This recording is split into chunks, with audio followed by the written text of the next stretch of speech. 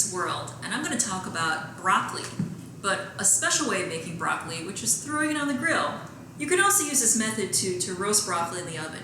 I really like what roasting or grilling broccoli does. It really makes the flower buds chewy and toasty, and it adds a new dimension of sweetness to the broccoli. So I'm going to take our broccoli and I'm going to trim off any tough parts on the bottom of the stem.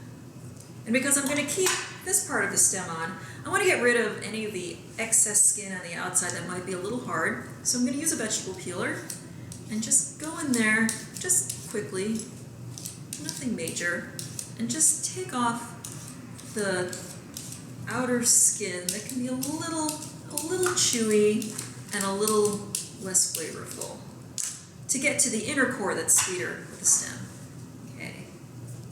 Now I'm going to get in there and just slice apart this huge piece of broccoli. I've washed this and I've tried to dry it as much as possible to prepare it for the marinade. Okay, so when it's a piece around this size, I'm going to slice it in half again. I want the stems not to be very thick at all, a little less than ½ an inch.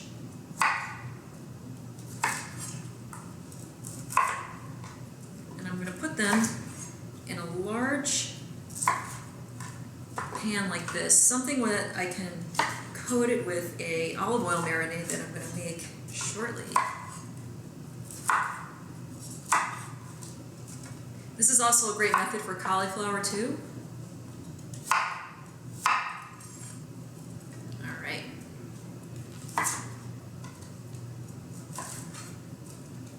Use a really big sharp knife when you do this. It'll make it go by much faster. Okay, great. So, I like the way this broccoli looks. This is a little thick, this particular flower head, so I'm going to slice it in half again. Okay, now to make my marinade.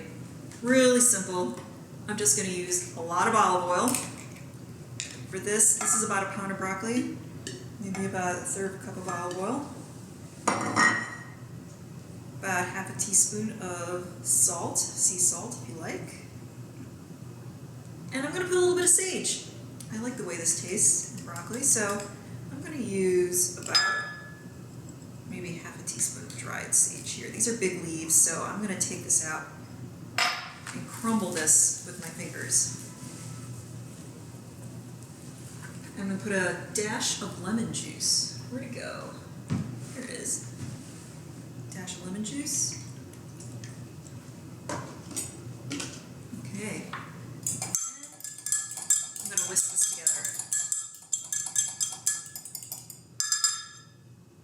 All right.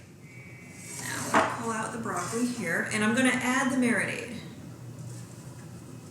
Now the secret to getting this right, to make sure your broccoli doesn't dry out, is to massage the broccoli.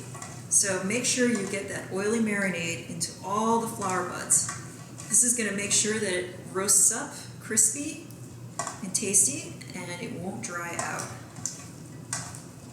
And the salt will also help soften the broccoli too. Make sure you get it all over the stems too.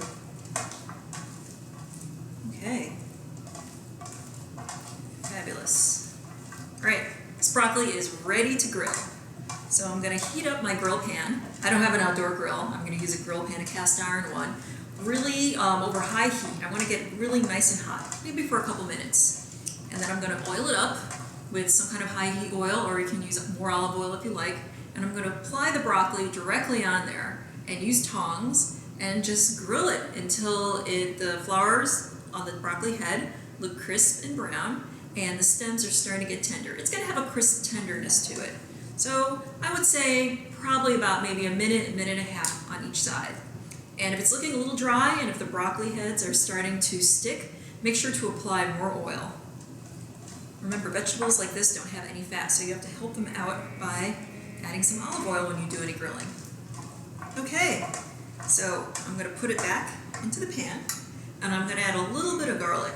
I'm going to add about maybe a clove of finely chopped garlic, and I'm going to use some tongs to toss it together.